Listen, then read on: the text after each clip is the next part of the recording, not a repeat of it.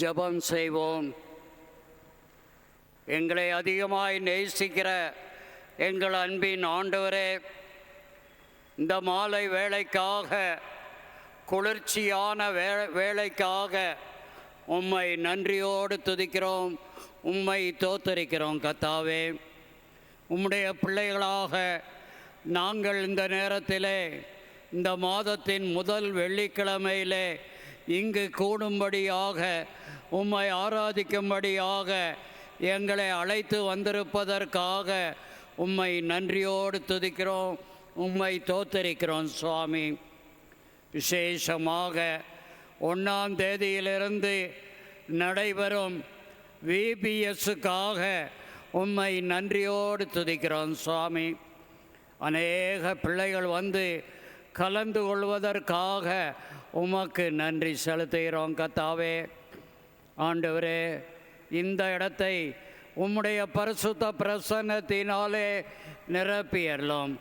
நாங்கள் பாடும் பாடல்கள், தியானிக்கும் தியானங்கள், ஏறெடுக்கும் விண்ணப்பங்கள் அனைத்தையும் தயவாக நீர் அங்கீகரித்தரலாம். துதி, கனம், மகிமை அனைத்தையும் உமக்கு செலுத்துகிறோம். இயேசு கிறிஸ்துவின் இன்ப நாமத்தில் ஜெபிக்கிறோம் கர்த்தாவே, ஆமென்.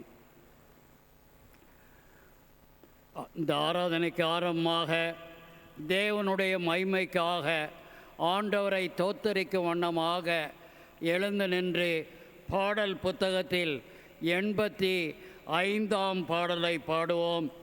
தோத்தரிப்பேன் தோத்தரிப்பேன் இயேசு தேவனை, என் ஜீவனுள்ள நாட்களெல்லாம் தோத்தரிப்பேனே.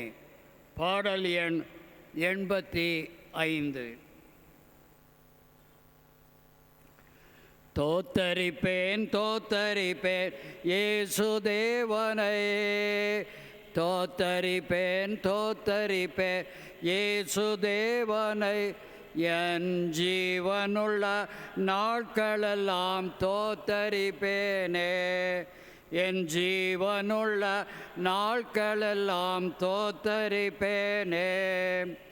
உதடுகளின் கனியாகிய தோத்திர பலியை, உதடுகளின் கனியாகிய தோத்திர பலியை இயேசுவின் நாமத்தினாலே செலுத்துகின்றேன் யாம், இயேசுவின் நாமத்தினாலே செலுத்துகின்றேன் யாம்.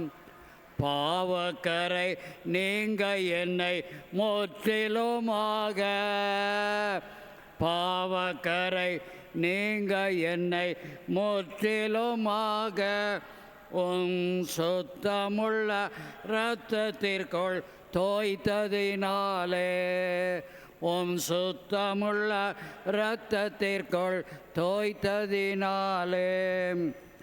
ஆகாயத்து பட்சிகளை போஷிக்கும் தேவன், ஆகாயத்து பட்சிகளை போஷிக்கும் தேவன், தினமும் என்னை போஷிப்பதால் தோத்தரிப்பேனே, தினமும் என்னை போஷிப்பதால் தோத்தரிப்பேன் யான்.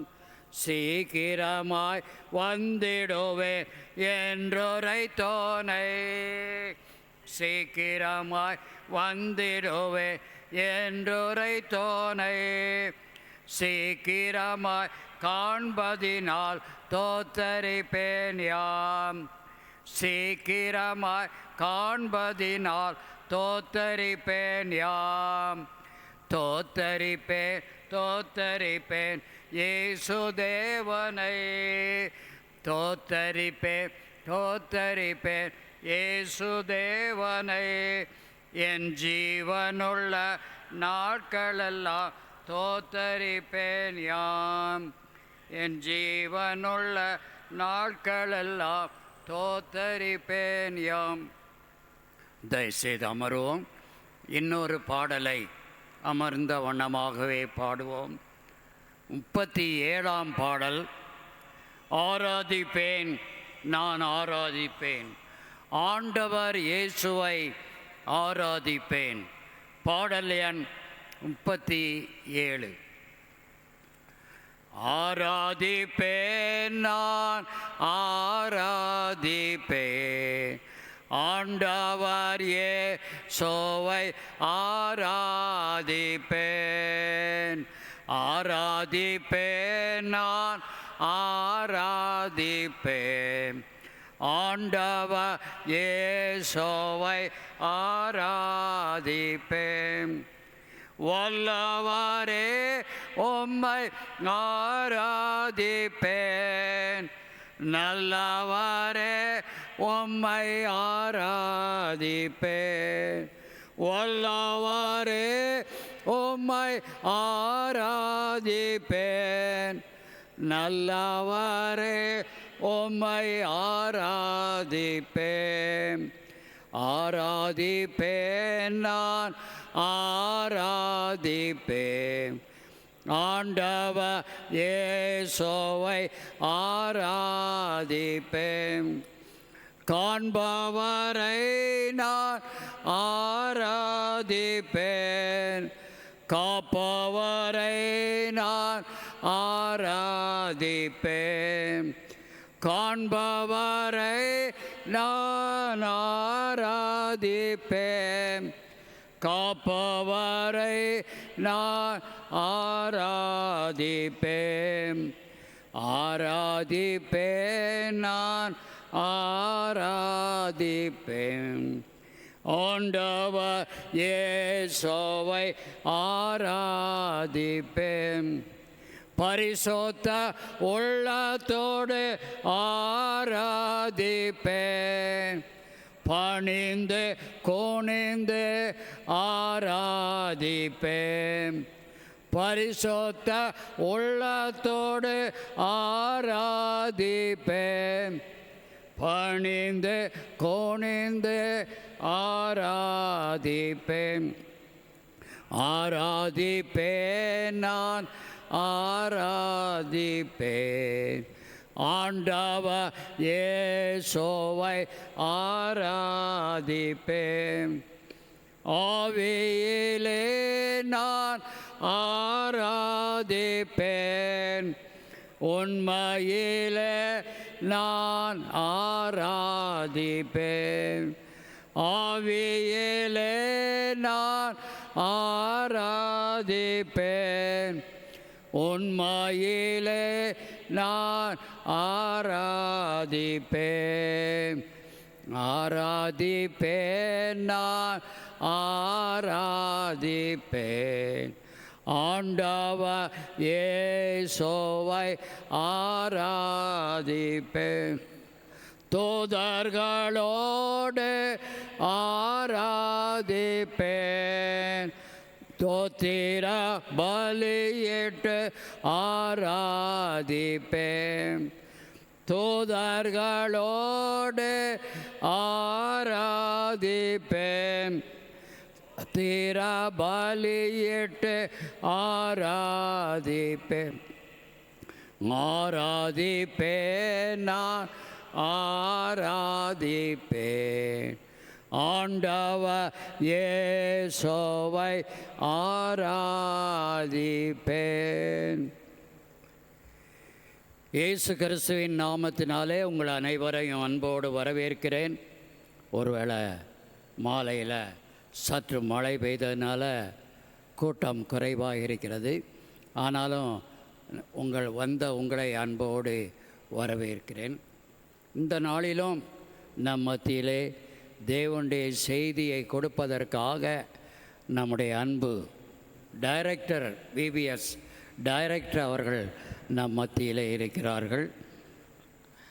அவர்கள் பெயர் டேவிட் தேவகுமார். போடியிலிருந்து வந்திருக்கிறாங்க. அவர்களை சபையின் சார்பாக மிகுந்த அன்போடு வரவேற்கிறேன். இன்னொரு சகோதரியும் வந்திருக்காங்க. அவர்களுக்கு நாளைக்கு யூனிவர்சிட்டி எக்ஸாம் இருக்கிறதுனால அவருடைய தகப்பனார் நமக்கெல்லாம் தெரியும். அவர்கள் திரு ஜான் கமலேசன் ராஜபாளையத்தில் இருக்காங்க. அவங்க மகளும் டைரக்டராக வந்திருக்காங்க. இப்போ நாளை தேர்வு இருக்கிறதுனால அவங்க அங்கே ராஜபாளையம் போயிருக்காங்க. நாளை தேர்வு எழுதிட்டு வந்துடுவாங்க. 2 அருமையான இயக்குநர்களையும் அன்போடு வரவேற்கிறேன். இப்பொழுதுமாக டேவிட் தேவகுமார் போடியிலிருந்து வந்திருக்காங்க. அவங்க இந்த நாளில் திருமறை பாடம் வாசித்த பிறகு தேவனுடைய செய்தியை வழங்குவார்கள்.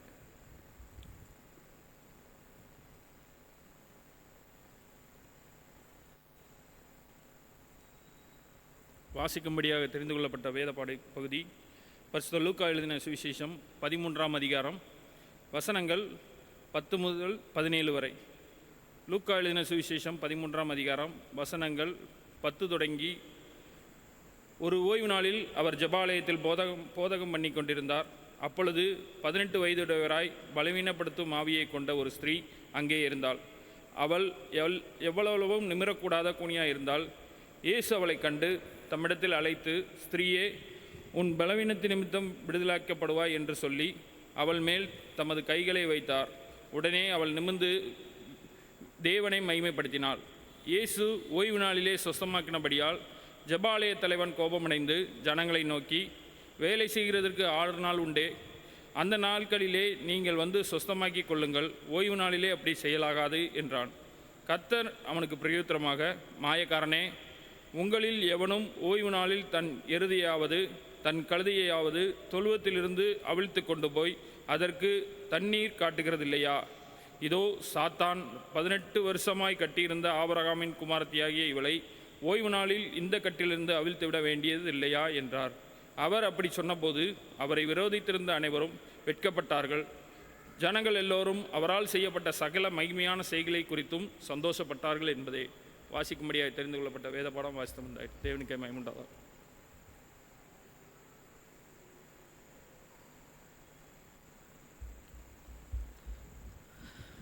ஜெபம் செய்வோம். மிகுந்த கிருபையும் இரக்கமும் நிறைந்த எங்கள் அன்பின் தகப்பனை, இந்த ஆசீர்வதிக்கப்பட்ட நாளின் மாலை வேளைக்கு ஆயுமுக்கு நன்றிகளையும் துதிகளையும் ஸ்தோத்திரங்களையும் ஏறெடுக்கிறோம் சுவாமி. இந்த நாளிலும் ஆண்டவரை, இப்பொழுதும் கூட நாங்கள் செய்தி வேலைக்குள்ளாய் கடந்து செல்கிறோம். கர்த்தர் தாமே அடியனை மறைத்து நீர் வெளிப்படும்படி ஆய்ச்சிப்பிக்கிறோம். உமது பிள்ளைகளுக்கு நீர் கற்றுக் கொடுக்க விரும்புகிற காரியங்களை தெளிவாய் கற்றுத்தரும்படி ஆய்ச்சிப்பிக்கிறோம். மீதியான ஒவ்வொரு வேளையும் பொறுப்படுத்திக் கொள்ளும். இயேசுவின் நாமத்தில் வேண்டுகிறோம் எங்கள் ஜீவனுள்ள நல்ல பிதாவே, ஆமென். ஆண்டவரும் உலக இரட்சகரும் மீட்பருமாகிய இயேசு கிறிஸ்துவின் ஈடு இணையற்ற நாமத்தினாலே இந்த நாளின் மாலை ஆராதனையிலே கலந்து கொள்ளும்படியாக வந்திருக்கிற உங்கள் யாவருக்கும் வாழ்த்துதலையும் வணக்கத்தையும் முதலாவது தெரிவித்துக் கொள்கிறேன்.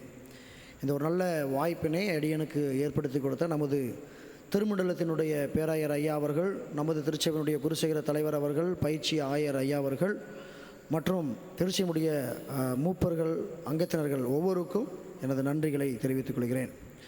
நாம் இப்பொழுது வாசிக்க கேட்ட இந்த வேத பகுதி லூக்கா எழுதின சுவிசேஷம் 13வது அதிகாரம்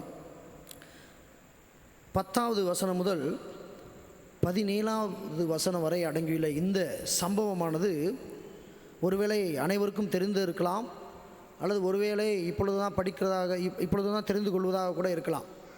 இந்த சம்பவம் லூக்காவில் மட்டுமே எழுதப்பட்டிருக்கிற ஒரு சம்பவம். மற்ற சுவிசேஷங்களிலே இது எழுதப்படவில்லை. இந்த சம்பவம் லூக்கா சுவிசேஷத்தில் மட்டுமே எழுதப்பட்டிருக்கிறது. இந்த சம்பவத்தின் மூலமாய் நமக்கு கடவுள் கற்றுக் கொடுக்கிற காரியங்கள் என்ன? இந்த சம்பவத்தின் மூலமாய் நமக்கு வெளிப்படுத்துகிற காரியங்கள் என்ன? ஏன் இந்த சம்பவத்தை இந்த பகுதியில் லூக்கா லூக்கா என்பவர் இதை எழுத வேண்டும், பதிவு செய்ய வேண்டும் என்கிற காரியங்களை குறித்து நாம் தெளிவாக கற்றுக்கொள்ள இருக்கிறோம். இதற்கு முன்பதாக பார்த்தீங்க அப்படின்னா 13வது அதிகாரத்தில் 1 முதல் 8, 9 வசனங்கள் வரை இருக்கக்கூடிய காரியங்கள் எல்லாம் நம்ம எல்லாருக்கும் தெரியும். எதை பற்றி சொல்லப்பட்டிருக்குது அப்படின்னு பார்த்தீங்கன்னா, இயேசுவினுடைய 2ஆம் வருகையும் இயேசுவினுடைய 2ஆம் வருகை குறித்து அங்கே சொல்லப்பட்டிருக்கிறது. அது மட்டுமல்லாது நல்ல கனி கொடாத மரங்கள் எல்லாம் வெட்டுண்டு அக்கினியிலே போடப்படும் என்று சொல்லி கனிகளை குறித்து ஒரு காரியம் அங்கே அதுக்கு முன்பகுதியில் சொல்லப்பட்டிருக்கு. இப்பொழுது அதனுடைய தொடர்ச்சியாக இந்த சம்பவத்தை எழுதியிருக்கிறார். யார்? அந்த லூக்கா. ஏன் இந்த சம்பவத்தை இந்த பகுதியில் அதுவும் தொடர்ச்சியாக எழுதியிருக்கணும், அதுவும் இவர் மட்டும்தான் இதை ஸ்பெசிஃபிக்காக எழுதியிருக்கிறார் என்ன என்று சொல்லி பார்த்தோம் என்று சொன்னால், இந்த பகுதியானது கனி கொடுத்தலை பற்றி விளக்கக்கூடிய ஒரு சம்பவம். இந்த சம்பவம் முழுவதும் நம்ம பார்த்தோம்னாலும், இந்த சம்பவமும் சரி, நமக்கு முன்பகுதியில் கொடுக்கப்பட்டிருக்கிற அந்த உவமையும் சரி, ரெண்டுமே ஒன்றோடு ஒன்று தொடர்புடைய காரியங்களாய் அமையும். அதுக்கு முன்பகுதியில் கனி கொடுத்தலை பற்றி பேசியிருக்கிறார். தொடர்ச்சியாக அவர் எங்கே வர்றாரு, ஜெபாலயத்தில் பேசுகிறார். பேசும்பொழுது ஒரு தாயார் உட்காந்துருக்குறாங்க. உங்களை மாதிரி அவங்களால எந்திக்க முடியாது, நிமிர முடியாது, கூனி 18 வருஷமாக பலவீனப்படுத்துகிற ஆவியை கொண்டிருக்கிறார்கள். அவர்களால் ஒரு எழுந்து நிமிர முடியாத ஒரு சூழ்நிலை. அதுலேயும் இன்று ஒரு வார்த்தை இருக்கிறது, எவ்வளவும் நிமிரக்கூடாத ஒரு கூனி என்கிற ஒரு வார்த்தையும் சொல்லப்பட்டிருக்கு. ஸோ இப்படிப்பட்ட பிரச்சனைகள் அங்கே இருக்குது. அந்த சூழ்நிலையில் இயேசு கிறிஸ்து அவர்கள் அழைக்கிறார், அவர்களுக்கு சுகத்தை கொடுக்கிறார், அவர்கள் நிமிர்கிறார்கள். அதற்கப்புறமா என்ன நடக்குது, அங்கே ஜெபாலயத்தில் இருக்கக்கூடிய அந்த மூப்பர்கள், அந்த முக்கியஸ்தர்கள்லாம் என்ன சொல்கிறாங்க, இவர்கிட்ட அவர் கூட கொஞ்சம் வாதிடுறார்கள். என்னது, இப்படி நீங்கள் செய்யக்கூடாது, 6 நாள் இருக்குது, நீங்கள் அப்போ போய் சரி பண்ணியிருக்கலாம், நீங்கள் ஏன் இப்போ சரி பண்ணணும், 6 நாள் முடிந்து 7வது நாளில் நீங்கள் சரி பண்ணுறதுக்கு காரணம் என்ன? இந்த ஓய்வு நாள் என்பது மிக மிக முக்கியமான ஒரு நாள், பரிசுத்தமாய் ஆசரிக்கக்கூடிய ஒரு நாள், யூதர்களுடைய பாரம்பரியத்தின் பிரகாரமாய் அது மிக மிக முக்கியமாக கருதப்பட்ட ஒரு நாள். அந்த நாளில் நீங்கள் இப்படி செய்கிறது தவறு என்று சொல்கிறார்கள். அப்பொழுது இயேசு கிறிஸ்து அவர்களுக்கு ஒரு காரியத்தை சொல்லி இந்த சம்பவம் முடிவு பெறுகிறது. என்ன காரியத்தை இதன் மூலமாக நமக்கு தெளிவுபடுத்த விரும்புகிறார் அப்படின்றத நம்ம கொஞ்சம் சிந்தித்து பார்க்க வேண்டும். முதலாவது, இந்த சூழ்நிலையில் அல்லது இந்த சம்பவத்தில் காணப்படுகிற மிக முக்கியமான 2 நபர்களை குறித்து நம்ம பார்க்கலாம். மொத்தம் 3 வகையான மக்கள் அதில் இருக்கிறாங்க. முதலாவது அந்த கூனி, 2வது இயேசு கிறிஸ்து, 3வது அந்த ஆலயத்தினுடைய தலைவர்கள். இந்த 3 வகையான மக்கள் அங்கே இருக்கிறாங்க. இதில் இந்த அம்மாவை குறித்து நம்ம ஒரு சில காரியங்களை நம்ம கற்றுக்கொண்டு அதுக்கப்புறமாக மற்ற காரியங்களுக்குள்ளே போகலாம். அவர்களுடைய பிரச்சனை என்ன? இப்போ இந்த அம்மாவுடைய பிரச்சனை என்ன? நம்ம எல்லாருக்கும் தெரியும். அழகாக 11வது வசனத்தில் சொல்லப்பட்டிருக்கிறது என்னது, அப்பொழுது 18 வருஷமாய் பலவீனப்படுத்தும் ஆவியை கொண்ட ஒரு ஸ்திரீ. இவர்களுடைய வாழ்க்கையில் இவர்களை ஆட்கொண்ட ஆவி, இவர்களை வழிநடத்துகிற ஆவி எப்படிப்பட்ட ஆவி? பலவீனப்படுத்துகிற ஆவி. நம்ம இப்போ எல்லோரும் இப்போ இருக்கக்கூடிய காலகட்டங்களில் நம்ம சொல்லிக்கிட்டு இருக்கோம், தூய ஆவியானவரே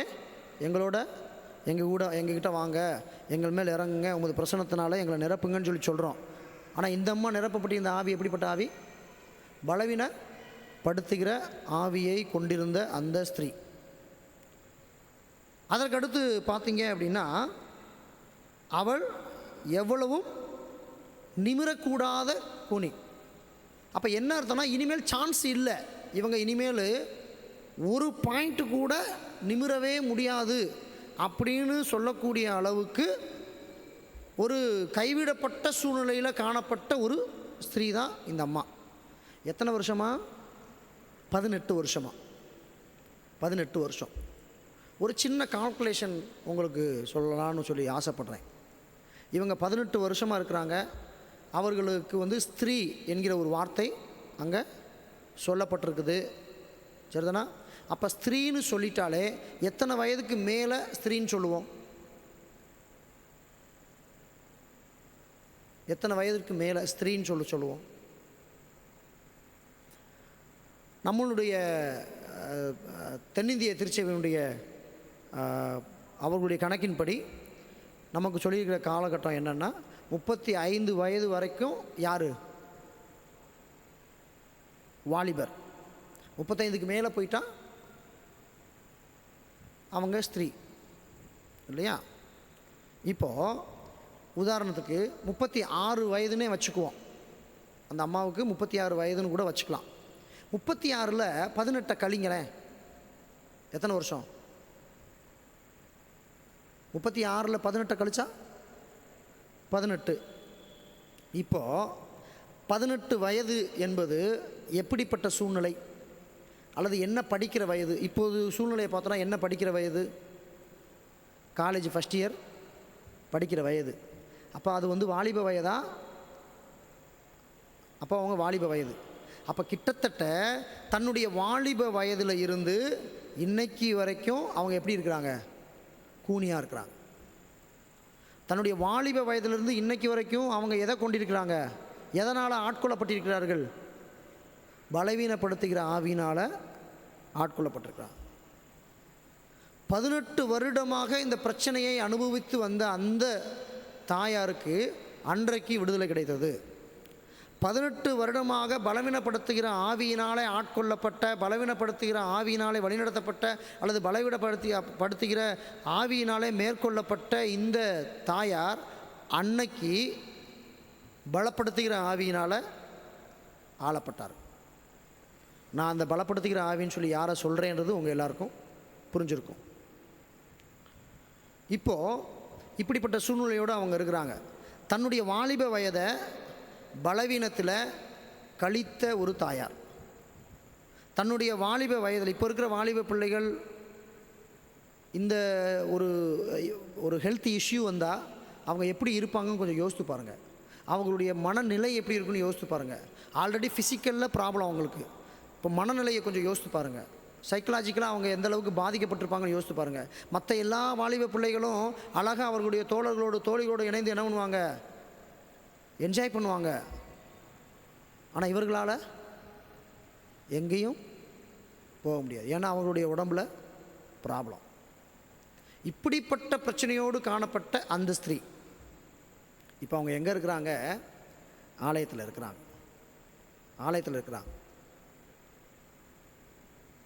இன்னொரு விஷயம் என்ன அப்படின்னா, இந்த இடத்துல அவர்களை அழைத்து அவர்களுக்கு சுகம் கொடுத்தது யார்? இவங்க போய் எனக்கு சாமி எனக்கு சுகம் கொடுங்கன்னு கேட்டாங்களா? இல்லை. யார் அழைத்தது? யார் அழைத்தது? இயேசு கிறிஸ்து அவர்களை அழைத்து அவர்களுக்கு சுகத்தை கொடுத்தார். இந்த நாளில் நம்ம புரிந்து கொள்ள வேண்டிய காரியம் என்னன்னு சொன்னால், அவங்க தன்னுடைய காரியங்கள், எனக்கு எப்படிப்பட்ட பலவீனம் இருந்தாலும் பரவாயில்ல, நான் அதை பற்றி கவலையே படமாட்டேன், கடவுளுக்கு நான் செலுத்த வேண்டிய நேரத்தை நான் செலுத்துவேன் என்று சொல்லி, அப்படிப்பட்ட பலவீனப்படுத்துகிற ஆவி இருந்தாலும் பலவீனப்பட்ட சூழ்நிலையின் மத்தியிலும் அன்றைக்கி எங்கே போயிருக்கிறாங்க? ஜெபாலயத்துக்கு போயிருக்காங்க. 10வது வசனம் நமக்கு அது தெளிவாய் சொல்லிக் கொடுக்கிறது. ஒரு ஓய்வு நாளில் அவர் ஜெபாலயத்தில் போதகம் பண்ணி கொண்டிருந்தார். அப்பொழுது 18 வருஷம் ஆரம்பித்து அங்கே இருந்தாள். அவங்க எங்கே இருக்கிறாங்க? ஆலயத்தில் இருக்கிறாங்க. இன்றைக்கி நம்ம ஒரு சின்ன தலைவலி வந்தால், ஒரு சின்ன வயிற்று வலி வந்தால் நம்ம என்ன பண்ணுறோம்? சாக்கு பூச்சுக்கு சொல்லிக்கிட்டு ஆலயத்துக்கு போவதற்கு சாக்கு பூக்கு சொல்கிறோம். முடியலை, அதனால் வரலை அப்படின்னு சொல்கிறோம். ஆனால் இந்த அம்மாவுக்கு இருக்கிற பிரச்சனையை விடவா நமக்கு பிரச்சனை இருந்துற போது? யோசித்து பாருங்கள். அவர்கள் செய்த காரியம் ஒன்று தான், கடவுளுக்கு என்னுடைய நேரத்தை செலவழிப்பேன், தட்ஸ் ஆல். அவங்க வேறு எதுவுமே இங்கே செஞ்ச மாதிரி சொல்லலை. அவர் கடவுளை அவங்க நல்லா துதித்து பாடினாங்க, ஜெபம் பண்ணாங்க, அல்லது அவங்க என்ன பண்ணாங்க? கடவுளத்தில் கேட்டாங்க. அங்கே எதுவுமே சொல்லப்படலை. ஆலயத்திற்கு வந்தார்கள். முதல் ஸ்டெப்பு. அவர்கள் ஆலயத்திற்கு வந்ததனுடைய விளைவு, அவர்களுக்கு நிமிரக்கூடாத காரியமாக இருந்த எல்லா காரியமும் அவருக்கு நிமிர்வதற்கு கடவுள் கிருபை செய்தார். இன்றைக்கி நம்முடைய வாழ்க்கையிலும் பலவீனப்படுத்துகிற ஆவியை கொண்டிருக்கிற வாழ்க்கையோடு நம்மளும் வாழ்ந்து கொண்டிருக்கலாம். அது 18 வருஷமோ எத்தனை வருஷமோ. உடல் சூழ்நிலை ஃபிசிக்கலாகவும் நம்ம பிரச்சனையில் இருக்கலாம், ஃபினான்ஷியலாக பிரச்சனை இருக்கலாம், அல்லது படிக்கிற பிள்ளைகள் படிப்பு சம்மந்தப்பட்டதில் பிரச்சனைகளாக இருக்கலாம், குடும்பத்தில் பிரச்சனைகளாக இருக்கலாம், உற்ற உறவினர்கள் மத்தியில் பிரச்சனைகளாக இருக்கலாம், பணி செய்கிற இடங்களில் பிரச்சனைகளாக இருக்கலாம். இனிமேல் என்னால் நிமிரவே முடியாது என்று சொல்லி ஒரு சூழ்நிலையோடு நம்ம காணப்படலாம். அப்படிப்பட்ட சூழ்நிலையில் காணப்படக்கூடிய நமக்கு கடவுள் சொல்கிற காரியம், நீங்கள் கவலைப்படாதீங்க, கடவுள் உங்களை நிமிர பண்ணுகிறவராக இருக்கிறார். கடவுள் உங்களை நிமிர பண்ணுகிறவராக இருக்கிறார். ஏன்னா 18 வருஷம் கஷ்டப்பட்ட அந்த அம்மாவையே அழகாக ஒரே நிமிஷத்தில் நிமிர பண்ண முடியும் இயேசு கிறிஸ்துவால். இன்றைக்கி உங்களையும் என்னையும் எத்தனையோ பிரச்சனைகளோடு வந்திருக்கிற நம்ம, அல்லது இதை ஆன்லைனில் பார்த்துக்கிட்டு இருக்கிற உங்களை நிச்சயமாய் கடவுள் நிமிர பண்ணுகிறவராக இருக்கிறார். அதற்கு நாம் எடுக்க வேண்டிய காரியம், நாம் செய்ய வேண்டிய காரியம் ஒன்றே ஒன்று தாங்க. கடவுளுக்கான நேரத்தை நம்ம கொடுக்கணும். கடவுளுக்கான நேரத்தை நம்ம கொடுக்கும் பொழுது நிச்சயமாய் நம்முடைய காரியங்கள் நிமிர பண்ணுகிறதாய் அமையும். ரைட். இப்போது இந்த சம்பவத்தின் மூலமாய் நமக்கு வெளிப்படுத்துகிற ஒரு 2 காரியங்களை நான் உங்களுக்கு ரொம்ப சுருக்கமாய் சொல்லி முடிக்கிறேன். முதல் விஷயம் என்ன அப்படின்னு பார்த்தீங்க அப்படின்னா, இப்போ அவர் அந்த அம்மாவுக்கு சுகம் கொடுத்துட்டாரு, எல்லாம் முடிந்தது. இப்போது ஒரு ஆர்கியூமெண்ட் நடக்குது. யாருக்கும் ஆர்கியூமெண்ட் நடக்குது. இயேசுவிற்கும் அந்த ஜெபாலயத்தினுடைய தலைவருக்கும் ஒரு ஆர்கியூமெண்ட் நடக்குது. ஆர்கியூமெண்ட் நடக்கும்போது அவங்க என்ன சொல்கிறாங்க, சொஸ்தமாக்கினபடினால் ஜெபாலயத்தில் கோபமடைந்து ஜனங்களை நோக்கி, வேலை செய்கிறதுக்கு 6 நாள் உண்டே, அந்த நாட்களிலே நீங்கள் வந்து சொஸ்தமாக்கி கொள்ளுங்கள், ஓய்வு நாளிலே அப்படி செய்ய லாகாது என்று சொல்லி அவர் அங்கே சொல்கிறார். அந்த வேளையில் இயேசு கிறிஸ்து என்ன பண்ணுறாரு, ஒரு சில காரியங்களை அங்கே பதிவு பண்ணுகிறார். இப்போ நம்ம எல்லாருக்கும் ஒரு கேள்வி வரலாம், ஏன் ஒருவேளை அந்த அம்மாவுக்கு உடம்பு முடியலை, அவர் ஆலயத்திற்கு வந்திருக்கிறாரு, சரி உடம்பு முடியலையா, சரிம்மா நான் நாளைக்கு வந்து உனக்கு சுகப்படுத்துறேன்னு கூட இயேசு கிறிஸ்து சொல்லியிருக்கலாம் இல்லையா? பாசிபிலிட்டி சொல்லியிருக்கலாம். நாளைக்கு இந்த இடத்துக்கு வர்றேன், நீங்களும் வாங்க, உங்களை நான் சுகப்படுத்துறேன்னு சொல்லியிருக்கலாம். ஆனால் ஏன் அன்றைக்கே இயேசு கிறிஸ்து சுகப்படுத்த வேண்டும்? அப்போ இயேசு கிறிஸ்து ஒருவேளை அந்த பாரம்பரியமான ஒரு சடங்காச்சாரங்கள் இருக்குது இல்லையா, அதெல்லாம் வந்து அவாய்ட் பண்ணுறவரா? யூத சடங்காச்சாரங்கள்னு சொல்லி ஒரு சில காரியங்கள் இருக்குது, அதெல்லாம் வெறுக்கிறவரா என்ன? நமக்கு ஒரு கேள்வி வரணும். அங்கே இந்த சம்பவத்தின் மூலம் நம்ம தெரிந்து கொள்ள வேண்டிய காரியம் வேறு ஒன்றும் இல்லை. என்னதான் இருந்தாலும் அவர் தான் படைத்த மனிதர்களை, தான் படைத்த படைப்புகளை நேசிக்கிறவராய் காணப்பட்டார். அதனால தான் அவர் என்ன சொன்னார், ட்ரெடிஷன் முக்கியம் கிடையாது, யார் முக்கியம்? மனிதன் முக்கியம். நீங்கள் இன்றைக்கி ஆலயத்தினுடைய பெயரை சொல்லிக்கொண்டு நம்ம என்ன பண்ணுறோம், ஒரு சில சடங்காச்சாரங்களை பின்பற்றுகிறவர்களாய் காணப்படுகிறோம். ஆனால் யாரை மறந்துடுறோம்? மனுஷங்களை மறந்துடுறோம். அதை நமக்கு தெளிவுபடுத்துகிறவராய் இன்று இயேசு கிறிஸ்து காணப்படுகிறார். நம்ம யாரை பார்க்கணும்? கடவுள் அழகாக 2 கட்டளையாக சொல்லிட்டு போனார். பழைய ஏற்பாட்டில் இருந்த 10 கட்டளைகளையும் சுருக்கி புதிய ஏற்பாட்டில் இயேசு கிறிஸ்து 2 கட்டளைகளாக சொல்லிட்டு போனார். என்னது? உன்னிடத்தில் அன்பு கூறுவது போல பிறனிடத்திலும் அன்பு கூறுவாயா. இந்த காரியத்தை இங்கே அவர் தெளிவுபடுத்துகிறார். அப்போ நம்ம கனி கொடுக்கக்கூடியவர்களாக இருக்க வேண்டும் என்று சொன்னால், அந்த முதல் பகுதியில் பார்த்த காரியங்களை கொண்டு கனி கொடுக்கக்கூடியவர்களாய் காணப்பட வேண்டும் என்று சொன்னால், இந்த பின்பகுதியில் காணப்படக்கூடிய நம் மனிதர்களை நேசிக்கிறவர்களாய் காணப்பட வேண்டும். சடங்காச்சாரங்களை விரும்புகிறவர்களாய் அல்ல, மனிதர்களை, படைப்புகளை நேசிக்கிறவர்களாய் காணப்பட வேண்டும். அந்த காரியத்தை நமக்கு தெளிவுபடுத்த விரும்புகிறார். முதல் காரியம். இரண்டாவதாக அவர் ஒரு காரியத்தை அங்கே தெளிவுபடுத்துகிறார். என்ன சொல்கிறாரு அப்படின்னு பார்த்தீங்க அப்படின்னா, 16வது வசனத்தில், இதோ சாத்தான் 18 வருஷமாய் கட்டியிருந்த ஆபிரகாமின் குமாரத்தியாகிய இவளை ஓய்வு நாளில் இந்த கட்டிலிருந்து அவிழ்த்து விட வேண்டியதில்லையா என்றார். இந்த இடத்துல அந்த அம்மாவை குறித்து ஒரு வார்த்தை அவர் பயன்படுத்துகிறார். என்ன வார்த்தை? ஆபிரகாமின் குமாரத்தி. பொதுவாக யூத பாரம்பரியத்தில் பெண்களுக்கு முக்கியத்துவம் கொடுக்க மாட்டாங்க. இல்லை,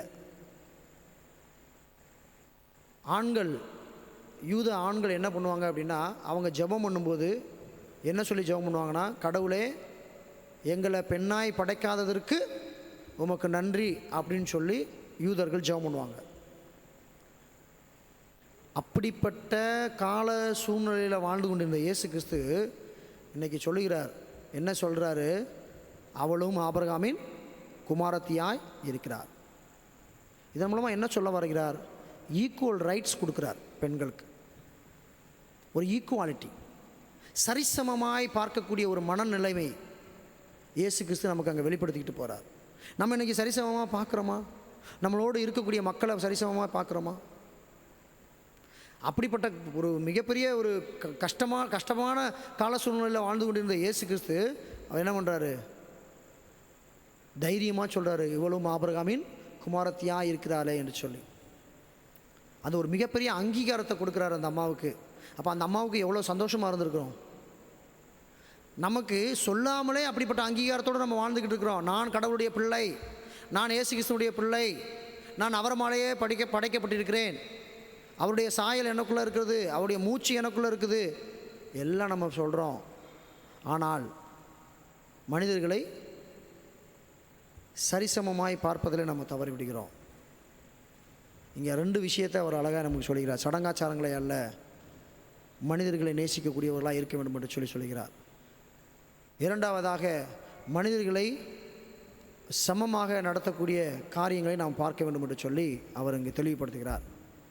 இயேசு கிறிஸ்துடைய ஒவ்வொரு போதனைகளிலும், ஒவ்வொரு செயல்பாடுகளிலும், ஒவ்வொரு உபதேசங்களிலும் அல்லது ஒவ்வொரு உவமைகள், ஒவ்வொரு சம்பவங்களையும் பார்த்திங்கன்னா ஏதோ ஒரு பாயிண்ட்டை நமக்காக விட்டுட்டு போயிருப்பார். அழகாக அண்டர்ஸ்டாண்ட் பண்ணுறதுக்காக அழகான பாயிண்ட்டை விட்டுட்டு போயிருப்பார். இப்படிப்பட்ட காரியங்களோடு நம்ம வாழும் பொழுது தான் இன்றைக்கி அந்த அம்மா செய்த அந்த காரியங்களை நம்ம செய்ய முடியும். எப்படி நிமிர முடியாத சூழ்நிலையில் இருந்த அந்த தாயார் எப்படி நிமிர்ந்தார்களோ அதே போல் நாமும் நிமிரக்கூடியவர்களாய் மாற முடியும். அப்படிப்பட்ட கிருபையை நமக்கு கொடுப்பார். பலவீனத்தோடு நம்ம காணப்படுகிறோமா, பலவீனத்திலிருந்து நமக்கு விடுதலை கொடுப்பார். அப்படிப்பட்ட கிருபைகள் நமக்கு வேண்டும் என்று சொன்னால் கடவுள் நமக்கு வழிகாட்டியிருக்கிற இந்த காரியங்கள் நம்ம பின்பற்றுகிறவர்களாய் காணப்பட வேண்டும். நம்ம இதை பின்பற்றுகிறோமா என்று சொல்லி பார்ப்போம். நிமிர்ந்த முடிவுனே அவங்க செய்த காரியம் கடவுளுக்கு நன்றி செலுத்துகிறார்கள், தேவனை மகிமைப்படுத்துகிறவர்களாய் காணப்பட்டார்கள், தேவனை மகிமைப்படுத்தினார்கள். அதற்கு பின்பதாக இதை பார்த்த மக்கள் சந்தோஷப்பட்டார்கள்.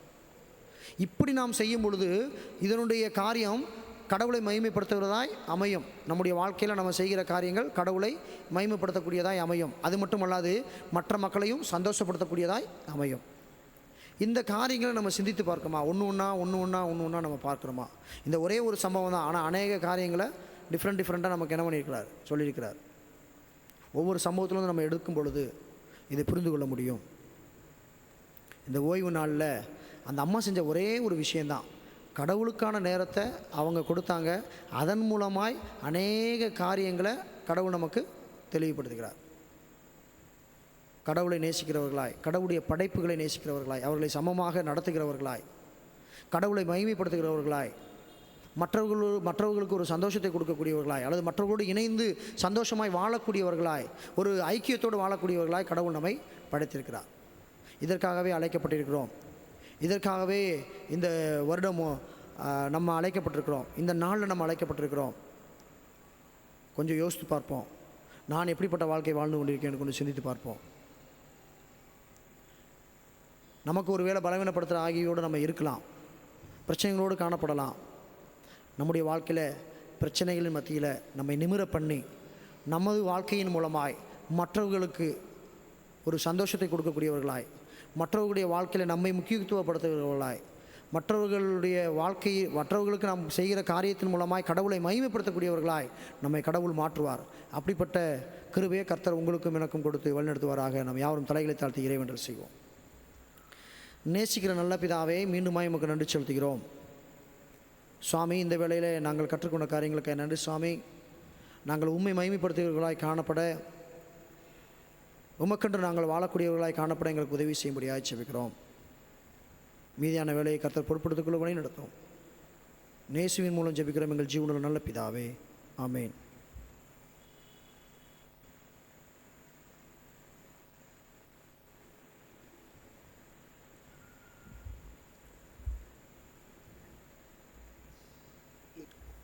அருமையான திடீரென்று தேவனுடைய செய்தியை கொடுக்கும்படியாக நம்முடைய பயிற்சி ஆயர் அவர்கள்ட்ட சொல்லிட்டு போனாலும் இயக்குனர் அவர்கள் அருமையான செய்தியை கொடுத்தாங்க. அவர்களை சபையின் சார்பாக மிகுந்த நன்றி கூறிக்கொள்கிறேன். நாமும் அருமையான இந்த நாட்களில் நடைபெறும் விடுமுறை வேதாகம பள்ளிக்காக ஜெபிக்க அன்போடு அழைக்கப்படுகிறோம். நேற்று 135 பேர் வந்தாங்களாம். இன்றைக்கி 185 பேர் வந்ததாக இயக்குனர் அவர்கள் கூறினார்கள். கர்த்தரை துதிக்கிறோம். இன்னும் நிறையா பேர் வந்து ஆசீர்வாதத்தை பெற்றுக்கொள்ள வேண்டும் என்று நாம் ஜெபிக்க இருக்கிறோம்.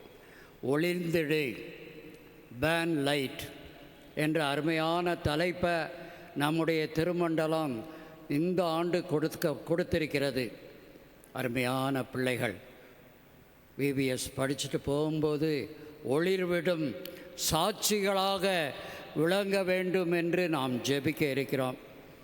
இயேசுவாகிய சூரியனிட்டந்து நாம் ஒளியை பெற்றுக்கொள்வோம். எப்படி சூரியன்கிட்டருந்து சந்திரன் ஒளியை பெறுகிறதோ அதை போல நாமும் இயேசுவிடமிருந்து ஒளியை பெற்று இங்கு ஒளியுள்ள பிள்ளைகளாக இந்த உலகத்திலே வாழ்வோமாக.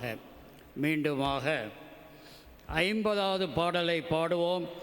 அப்பொழுது ஒருவேளை காணிக்கை படைக்காதவர்கள் இருந்தால் காணிக்கை படைக்க அன்போடு வேண்டுகிறேன். பாடல் எண் 50. ஜீவிக்கிறார் இயேசு ஜீவிக்கிறார், என் உள்ளத்தில் அவர் ஜீவிக்கிறார், துன்பத்தில் என் நல் துணை அவரே, என்றென்றும் ஜீவிக்கிறார்.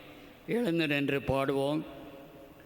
ஜீவிக்கிறார் இயேசு ஜீவிக்கிறார், என் உள்ளத்தில் அவர் ஜீவிக்கிறார், துன்பத்தில் என்னால் துணையவரே, என்றென்றும் ஜீவிக்கிறார், என்றென்றும் ஜீவிக்கிறார். செங்கடல் அவர் சொல்ல ரெண்டாய் நின்றது, பெரும் கோட்டை ஒன்று தரை மட்டமானது, அவர் சொல்ல குருடனின் கண் திறந்தது, அவர் தோட குஷ்டரோகி சொஸ்தமாயினான். ஜீவிக்கிறார் இயேசு ஜீவிக்கிறார், என் உள்ளத்தில் அவர் ஜீவிக்கிறார், துன்பத்தில் என்னால் துணையவரே, என்றென்றும் ஜீவிக்கிறார், என்றென்றும் ஜீவிக்கிறார். உம்மை என்றோ விடாமல் நான் தொடரவே, என்னை என்றோ விடாமல் நீர் பிடிக்கவே, நான் மரிக்கும் நேரத்தில் பரலோகத்தில் ஓம் வேட்டை காட்டோ நல்ல மேய்ப்பாரே, ஜீவிக்கிறார் ஜீவிக்கிறார், என் உள்ளத்தில் அவர் ஜீவிக்கிறார்,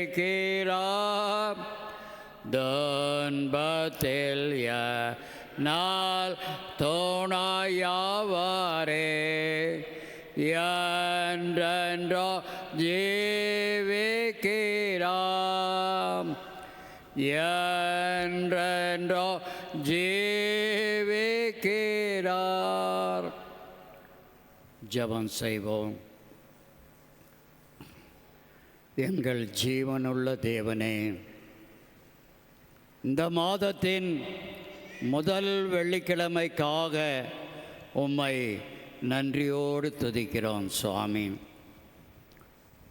இந்த குளிர்ச்சியான மாலை வேளைக்காக உம்மை நன்றியோடு துதிக்கிறோம்.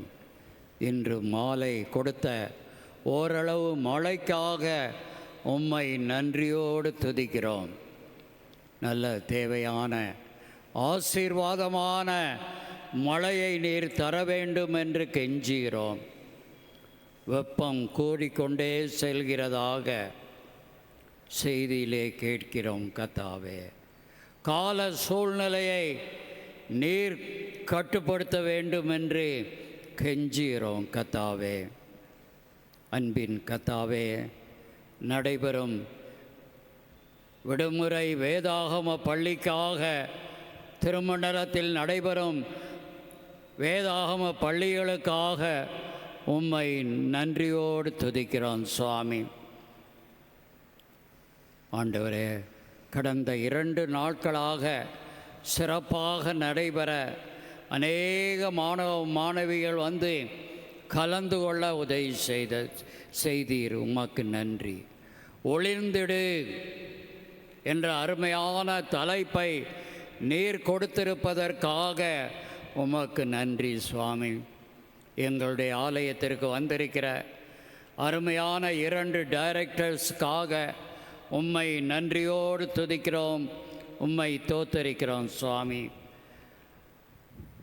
போடியிலிருந்து வந்திருக்கிற அன்பு சகோதரர் டேவிட் தேவகுமாருக்காக நன்றியோடு துதிக்கிறோம், தோத்தரிக்கிறோம் சுவாமி.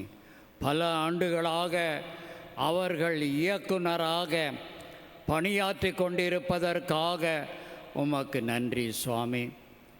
அவருடைய துணைவி யாருக்காக ஈவாக கொடுத்த பிள்ளைக்காக உம்மை நன்றியோடு துதிக்கிறோம், தோத்தரிக்கிறோம் சுவாமி. இந்த ஆலயத்திலும் அவர்களை இயக்குனராக வைத்து பயன்படுத்தி வருவதற்காக நன்றி ஆண்டவரே. பாடல்கள் கற்றுக் கொடுக்க, வேதாகமத்திலிருந்து அருமையான செய்திகளை பகிர்ந்து கொள்ள அவர்களுக்கு கொடுத்திருக்கிற தாளந்துகளுக்காக, திறமைக்காக உம்மை நன்றியோடு துதிக்கிறோம் ஆண்டவரே. வருகிற பிள்ளைகளுக்காக உம்மை நன்றியோடு துதிக்கிறோம்.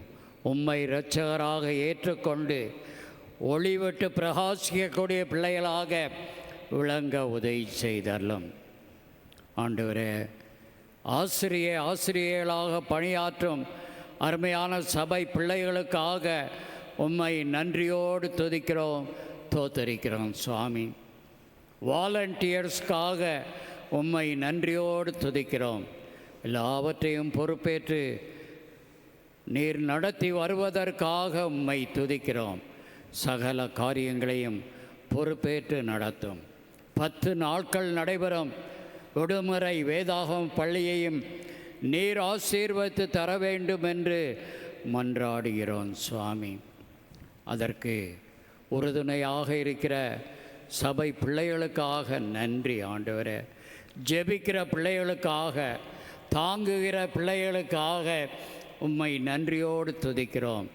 தேவைகள் அனைத்தையும் தயவாக நீர் சந்திக்க வேண்டும் என்று கெஞ்சுகிறோம். பரலோகத்தின் பலகணிகளை திறந்து இடங்கொள்ளாமற் போகும் மட்டும் ஆசீர்வதிப்பேன் என்று வாக்கு கொடுத்த தேவனை நோக்கி பார்க்கிறோம். கர்த்தாவே, இறங்கி சகல காரியங்களையும் பொறுப்பேற்று நடத்தும்படியாக கெஞ்சுகிறோம் சுவாமி. அன்பின் ஆண்டவரே, 18 வருடமாக கூனியாக இருந்த பெண்மணியை பற்றி, ஸ்திரீயை பற்றி சிறிது நேரம் சிந்திக்கும்படியாக கொடுத்த தருணத்திற்காக உமக்கு நன்றி ஆண்டவரே.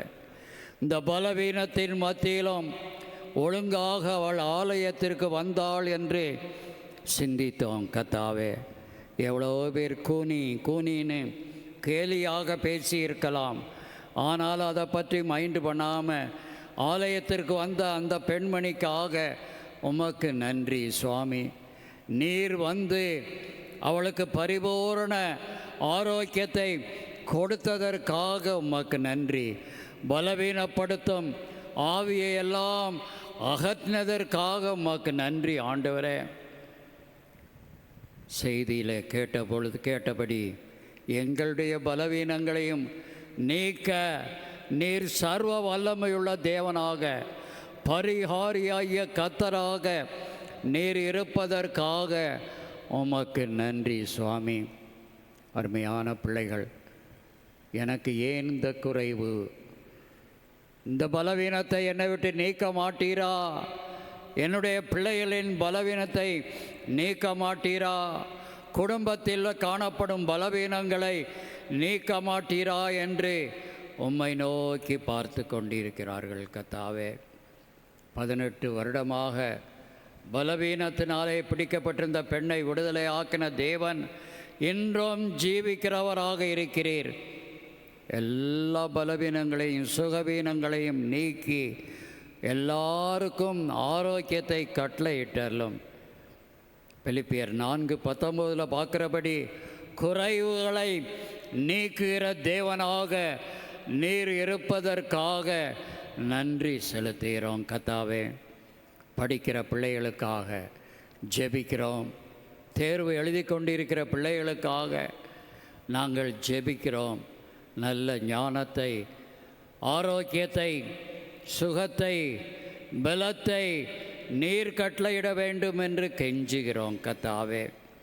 தேர்வு காலங்களிலே நீர் கூட இருந்து அருமையான பிள்ளைகளை ஆசீர்வதித்து வழி நடத்த வேண்டும் என்று கெஞ்சுகிறோம். ஆண்டவரே, அந்த கூனிக்கு உதவி செய்த தேவன் எங்கள் ஒவ்வொருவருக்கும் நீர் உதவி செய்ய வேண்டும் என்று கெஞ்சுகிறோம். தேவனாலே கூடாத காரியம் ஒன்றுமில்லை கர்த்தாவே. இறங்கி அற்புதத்தை, அதிசயத்தை செய்தரலும். உம்மை நோக்கி பார்ப்பவர்கள் வெட்கப்பட்டு போவதில்லை கர்த்தாவே.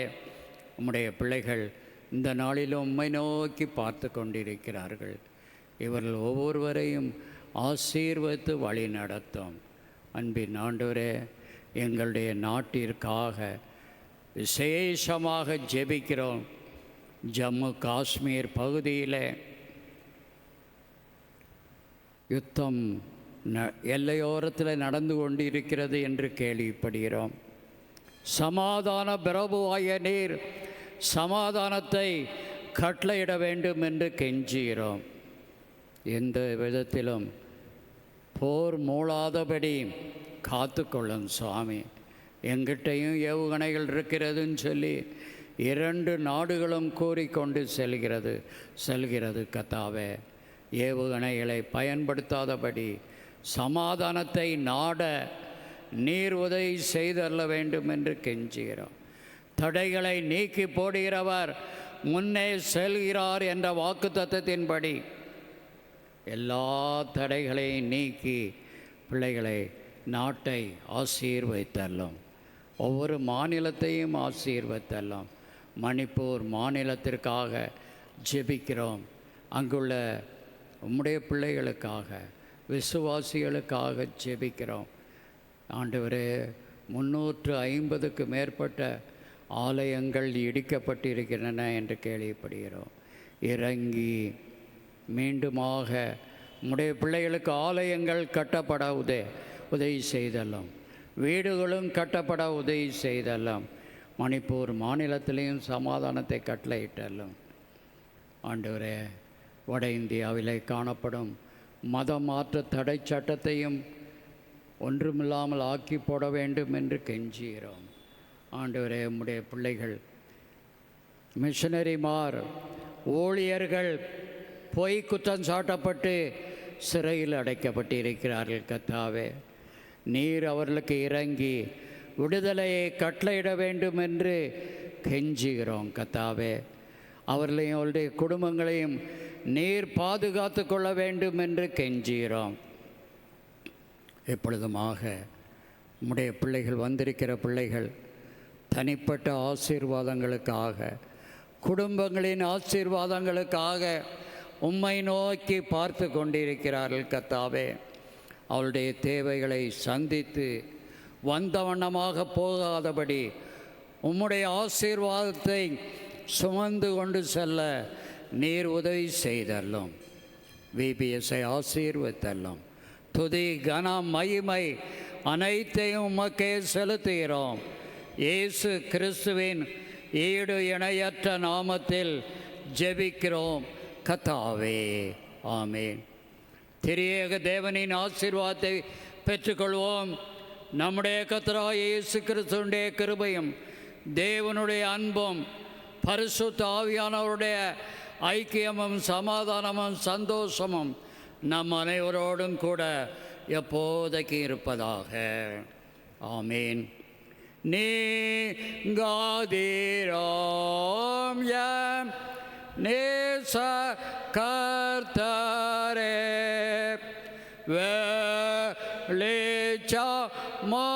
வெளிச்சமாங்கே ஏரோ டாயிற்றே மாற்றோ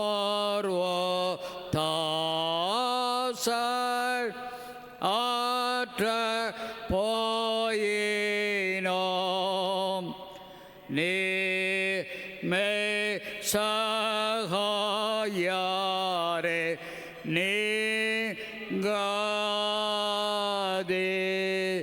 ரோம். ஆமென். கர்த்தர் உங்களோடு இருப்பாராக. சமாதானத்தோடு சென்று வருவோம். என் ஆத்துமாவே கர்த்தரை ஸ்தோத்திரி, என் முழு உள்ளமையுடைய பரிசுத்த நாமத்தை ஸ்தோத்திரி. என் ஆத்துமாவே கர்த்தரை ஸ்தோத்திரி, கர்த்தர் செய்த சகல பாரங்களையும் மறவாதே. ஆமென். அனைவருக்கும் நன்றி.